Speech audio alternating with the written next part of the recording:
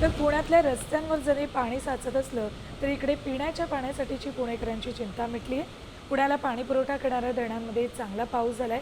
गेल्या वर्षीच्या तुलनेत 19% जास्त पाणीसाठा झालाय. खडकवासला धरण 78% भरलंय. गेल्या 3 दिवसांपासून चारही धरणांमधील पाणी पातळी वाढली आहे.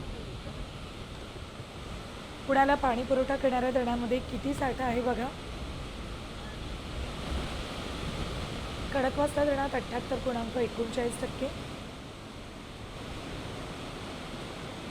बरसगाव 32.34%, पानशेत धरणामध्ये 25.04% इतका साठा आहे. तर टेमघर धरणात 12.56% साठा आहे.